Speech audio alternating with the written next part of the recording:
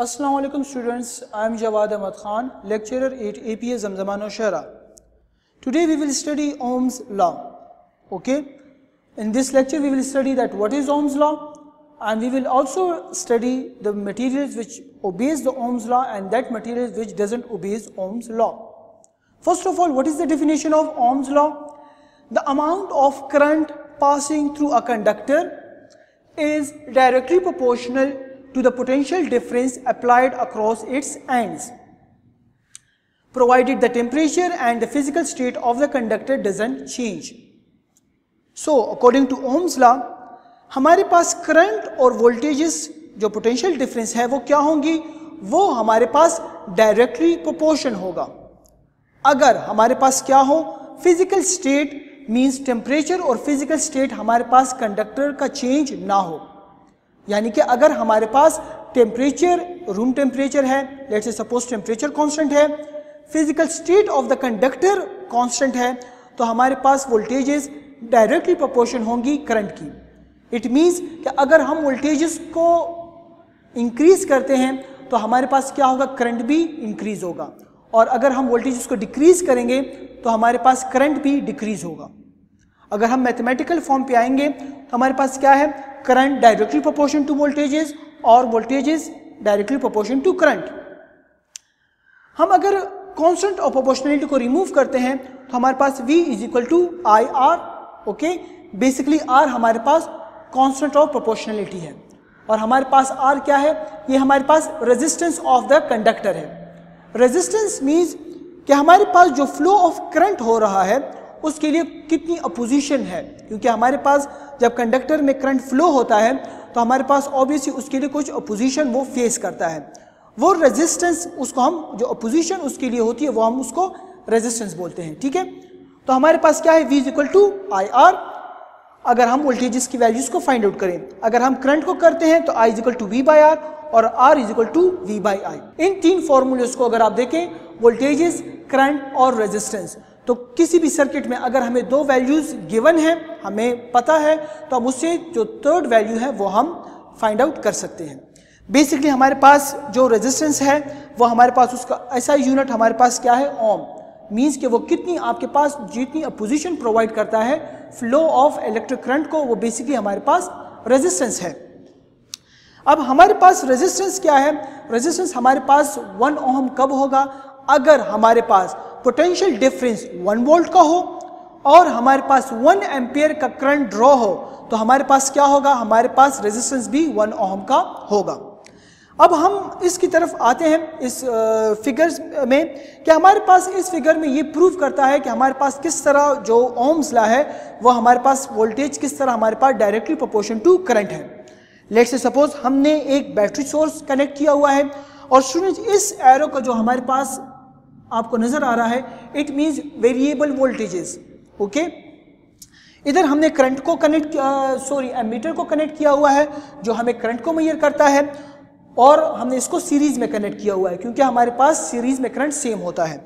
और ये हमारे पास लोड, और हमने इसके अक्रॉस पैरेलल में हमने वोल्टमीटर को कनेक्ट किया हुआ है क्योंकि हमारे पास वोल्टेजेस पैरेलल में सेम होती हैं. अब अगर हम वेरिएबल वोल्टेजेस करें, यानी कि इट मीन्स अगर हम वोल्टेजेस को इंक्रीज करें, तो हमारे पास इधर जो एमीटर में करंट की वैल्यूज हमें मैयर होती हैं वो हमारे पास क्या होंगी, वो हमारे पास इंक्रीज हो जाती हैं, और उसके रिजल्टेंट पे ये वोल्टेजेस भी हमारे पास इंक्रीज कर जाती हैं. और अगर हम इसको डिक्रीज करें तो हमारे पास करंट और वोल्टेजेस की वैल्यूज भी डिक्रीज कर जाती हैं. अगर इन वैल्यूज को हम ग्राफ में शो करें तो लेट्स से सपोज अगर हमारे पास इस पॉइंट पे करंट की वैल्यू 2 एम्पियर है, तो हमारे पास रिजल्टेंट वोल्टेजेस क्या है, वो भी हमारे पास 2 वोल्टेजेस हैं. जरूरी नहीं है कि वो सेम हो, लेकिन अगर हमारे पास हम करंट को इंक्रीज करते हैं, लेट्स से सपोज ये मेरे पास 4 है, तो मेरे पास इधर वोल्टेजेस की वैल्यूज भी इंक्रीज होंगी. तो इट मीन्स कि हमारे पास वोल्टेजेस और करंट क्या होती है, वो हमारे पास डायरेक्टली प्रोपोर्शन है. लेकिन हमारे पास जरूरी नहीं है कि हमारे पास हर एक मटेरियल क्या करे, वो ओम्स लॉ को फॉलो करे. तो जो मटेरियल्स ओम्स लॉ को फॉलो करती हैं मींस कि उसमें हमारे पास voltages directly proportion to current हैं और हमारे पास रेजिस्टेंस कांस्टेंट है. Over wide range of voltages means अगर वोल्टेजेस को बहुत ज़्यादा भी आप इंक्रीज करें तो रेजिस्टेंस में कोई डिफरेंस नहीं आता। तो अगर रेजिस्टेंस सेम है और voltages directly proportion to current है, वो ओम्स लॉ मटेरियल है, वो ओम्स लॉ को ओबे कर रही है। लेकिन नॉन ओमिक मटेरियल्स कौन सी होती हैं कि वो हमारे पास उसमें अगर आप वोल्टेजेस और करंट डायरेक्टली प्रोपोर्शन नहीं होती। क्यों? क्योंकि उसमें रेजिस्टेंस कांस्टेंट नहीं होती। अगर आप वोल्टेजेस को इंक्रीज करते हैं तो करंट इंक्रीज करता है, अगर करंट इंक्रीज करते हैं तो हमारे पास क्या होता है, जो करंट फ्लो हो रहा होता है तो रेजिस्टेंस उसकी वजह से क्या होती है, वो भी इंक्रीज कर जाती है। जब रेजिस्टेंस इंक्रीज कर जाती है तो हमारे पास उसमें हीटिंग प्रोड्यूस हो जाती है। ओके, अब हमारे पास बेसिकली क्या होता है कि जब हमारे पास हीटिंग ज़्यादा होती है, टेम्परेचर रेज होता है, उसकी वजह से हमारे पास फ्री इलेक्ट्रॉन्स भी ज़्यादा प्रोड्यूस हो जाते हैं और हमारे पास जो इलेक्ट्रॉन की मूवमेंट है वो भी हमारे पास ज़्यादा हो जाती है, जिसकी वजह से इलेक्ट्रिक करंट जो फ्लो करता है उसके लिए रेजिस्टेंस ज़्यादा हो जाती है। तो हमारे पास इलेक्ट्रिक करंट क्या हो जाता है, वो लिमिट कर जाता है। इसकी वजह से हमारे पास ओम्स लॉ उधर ओबे नहीं होता। तो जहाँ पे ओम्स लॉ हमारे पास अप्लाई नहीं होता उसको हम नॉन ओमिक मटेरियल्स करते हैं। जैसे हमारे पास एग्जांपल में हमारे पास थर्मिस्टर है, क्योंकि वो हमारे पास ओम्स लॉ को ओबे नहीं करता। हमारे पास एग्जांपल 14.2 की तरफ आते हैं जो पेज 98 पे है। उसमें हमारे पास simply voltages volt 60 volt, current हमारे पास 2 एम्पियर, और हमने सिंपली क्या करना है, हमने रेजिस्टेंस को फाइंड आउट करना है।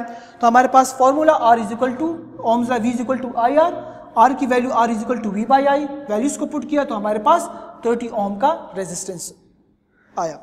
इट मीन्स कि अगर हमारे पास करंट 2 एम्पियर है और वोल्टेजेस 60 वोल्ट हैं तो हमारे पास रेजिस्टेंस कितना होगा, वो 30 ओम होगा।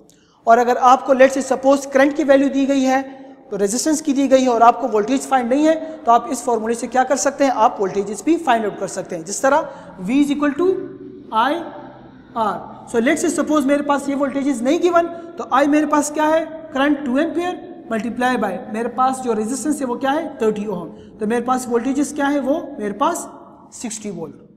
और लेट्स से सपोज मेरे पास करंट नहीं गिवन, तो मैं इससे करंट फाइंड आउट कर सकता हूँ। V is equal to I R, I is equal to V by are.